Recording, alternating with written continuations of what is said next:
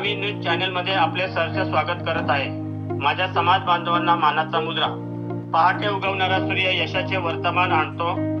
आमच्या ॲडव्होकेट भावेश वेखंडे साहेबांच्या कर्तृत्वाचा आम्हा समाज बांधवांना सार्थ अभिमान वाटतो।